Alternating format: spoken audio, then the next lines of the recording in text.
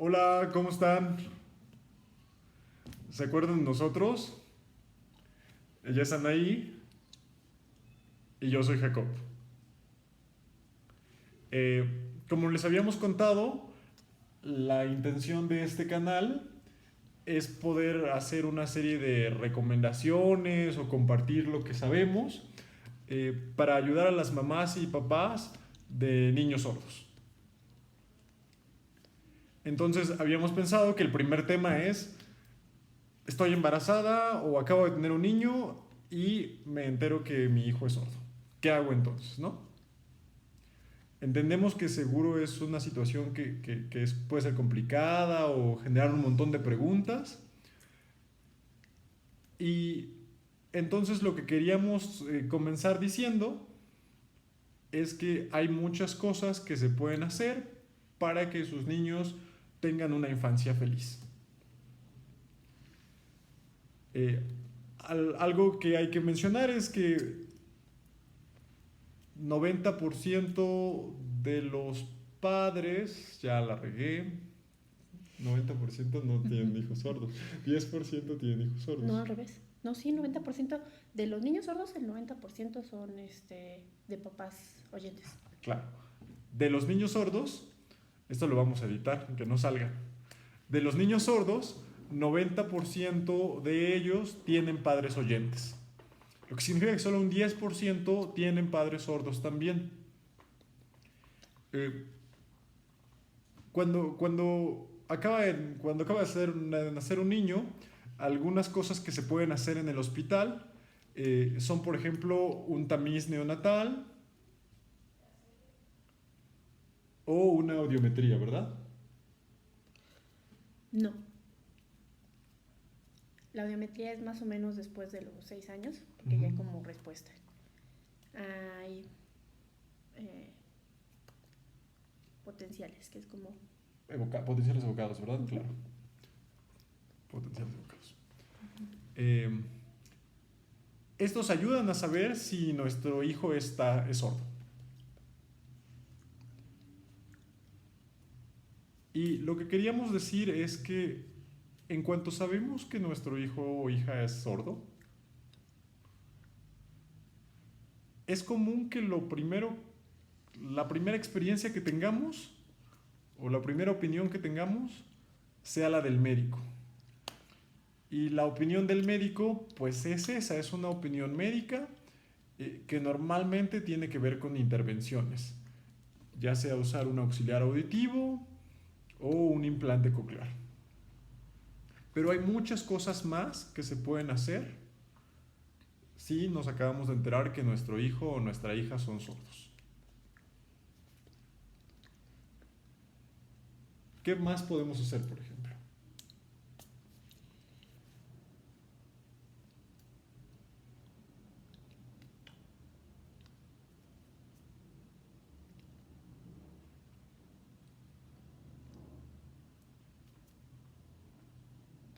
Lo primero que tenemos que hacer es aceptar y reconocer que lo que tiene que adquirir un niño sordo es una lengua de señas, como lengua materna, ¿no? Como lengua natural, o sea, una adquisición, porque no puede ser un aprendizaje. Claro. Y eso piénsenlo como nos pasó a todos nosotros, ¿no? A las personas que somos oyentes. Cuando naces, tus padres te empiezan a hablar desde el día uno. Y no solo tus padres, sino tus abuelos, las personas que te rodean, lo que escuchas en la televisión, en la radio. No es que vayas a la escuela para aprender el español al principio. Te oralizas a fuerza de estar recibiendo los inputs de tus pares, las estimulaciones auditivas de tus pares. Pues lo mismo con las personas sordas.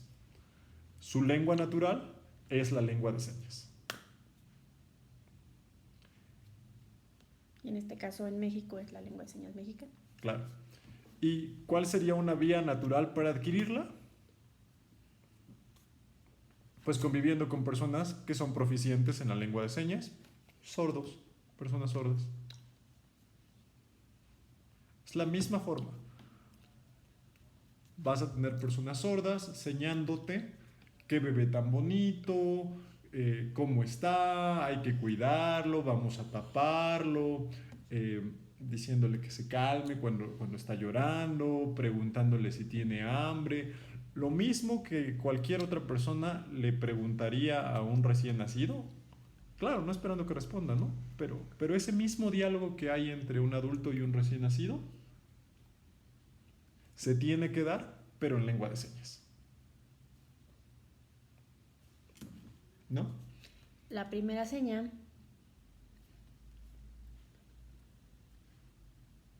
la primera seña que aprende un bebé sordo es leche. Uh-huh. Para pedir alimento. Y lo van a ver, ¿no? Los hijos de sordos,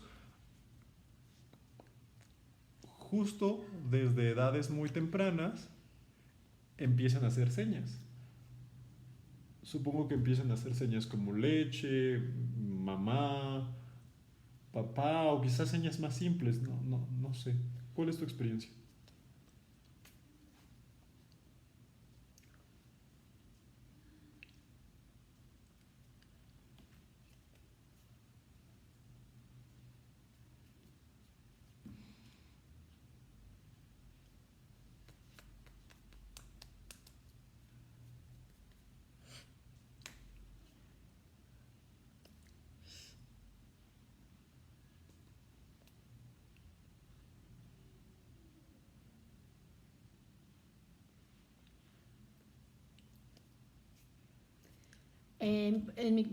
Basada en mi experiencia, los niños sordos, tanto sordos como oyentes, pueden adquirir señas cuando son bebés.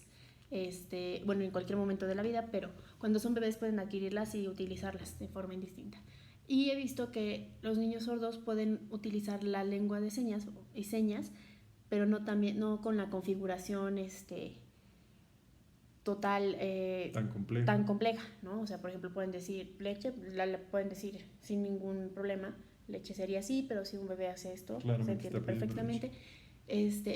Bueno, un caso que vi apenitas, un pequeño, que es hijo de papás sordos, hace papá así, o mamá, ¿no? O sea, apenas está aprendiendo como la configuración. Que por ahí se configura así esa como seña. de, esta persona es mi mamá y la busco y cuando la reconozco hago así, o si la estoy buscando hago así.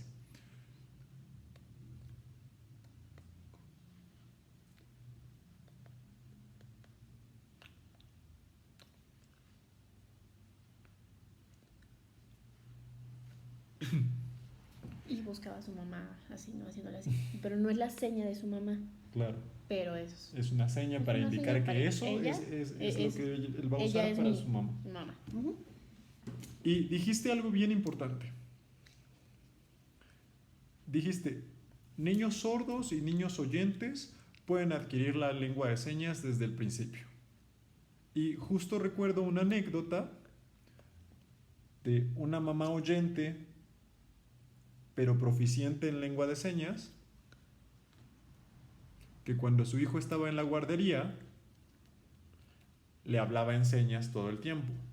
Por supuesto también le hablaba, pero en señas también. Y la persona encargada del niño en la guardería le decía, no le enseñe lengua de señas porque no va a aprender a hablar. Si sigue usando la lengua de señas, nunca va a aprender a hablar, no sé qué. Entonces, esta maestra, que es muy inteligente y sabía de qué se tratan las cosas, le dijo, no se preocupe, va a aprender a hablar, se va a oralizar en cualquier momento de manera natural y además va a saber lengua de señas. ¿Y qué creen que pasó? Pues que su hijo hoy en día habla, conoce la lengua de señas, aunque no es su principal medio de comunicación, y ya hasta habla inglés.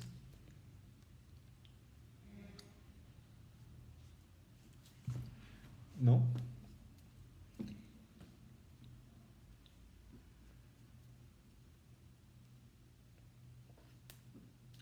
El conocer diferentes idiomas también te ayuda a tu cerebro a que se desarrolle más, sí, de otras formas. Y facilita la adquisición de nuevos lenguajes.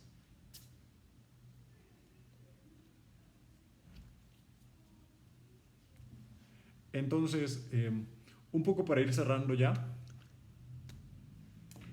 cosas que quisiéramos decirles. Si se acaban de enterar que su hijo es sordo, sepan que hay muchas opciones.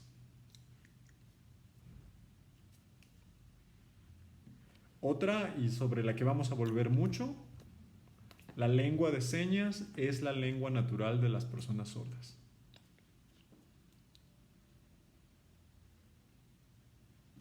Y no podemos hacer suficiente énfasis en eso porque tener una lengua permite o facilita el desarrollo cognitivo de las personas.